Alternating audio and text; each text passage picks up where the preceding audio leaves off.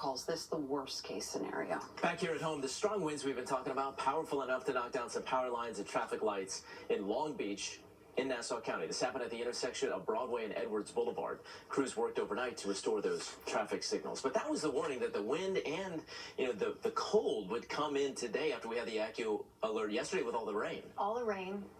And it was so warm, right? It was so warm yesterday. Our temperatures were in the 60s. Wow. And now behind this dramatic drop in temperature, and the wind gusts are still something that are concerning this morning, especially when the ground is saturated. Right now, 38 degrees, reading it's mostly sunny. I know it looks beautiful outside. So nice to see the blue sky return, but it does not feel all that pleasant. Our temperatures are in the mid to upper 30s, north and west of New York City, 37 in Sussex and Morristown, 36 in Newburgh. Closer to the coast, we are closer to 40, sitting at 40 degrees for Bridgeport, 41 for Islip, 38 right now in the park. Temperatures are 20 plus degrees colder than this time yesterday. It's the trend that we'll see throughout the afternoon as our highs fall 20 to 25 from where we landed yesterday. And then we have the wind, which is really compounding the problem, right? It feels even colder than that. Wind chills are in the upper 20s, low 30s for the entire tri-state area.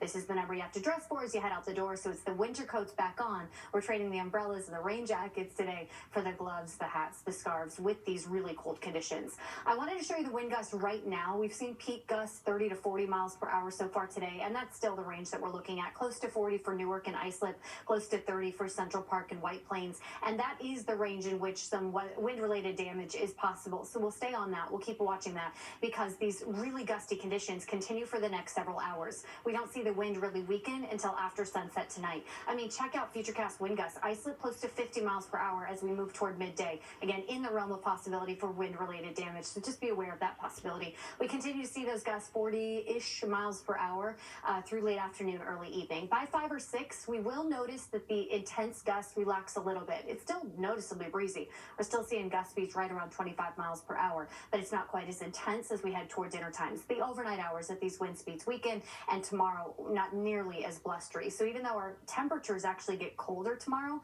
I don't think it feels as unpleasant outside because we're not dealing with the intense gusts that we're seeing today. Satellite and radar for most clear and quiet. We are watching a few of these flurries now shifting east. Kingston was getting some light snow about 15-20 minutes ago. That is moving out, but the higher elevations could have a few flurries today. Overall, though, high pressure taking control of the forecast for the next several days, so close to home. It's sunny skies today, tomorrow, into the start of the weekend. Sunshine not helping us warm, though. Temperatures capped in the upper 30s, close to 40, feeling colder than that with the wind. Our lows tonight, very chilly. Air temperature falling to the teens, well north and west of the city, and 20s for so much of the area. So that is a frigid start to our Friday morning, and our highs tomorrow afternoon actually get colder. So cold air continues to filter in behind the front, and that means tomorrow our high temperatures are capped low to mid 30s. But again, not as much wind, so I don't think it feels quite as uncomfortable for tomorrow as it does today because of the blustery conditions contributing to the cold feel. Sunny skies, however, it's just the wind that we're worried about. High temperatures today topping out the upper 30s, close to 40, but feeling like 20s and 30s with the wind.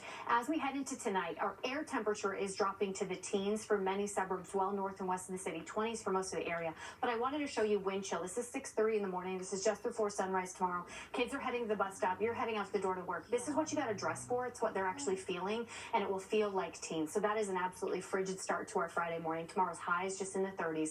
After that, we do start to trend milder. By Sunday, near normal. By Monday, back to the 50s, but that's when we bring back rain chances. Look at us. It is all over the map. This roller coaster has been crazy. Yeah. Wow. Can we talk about our Sammy now? Please. Aw, we're talking Sam Champion to be exact. Missing in action from our anchor desk this week, but for a very good reason, right? He's out on the West Coast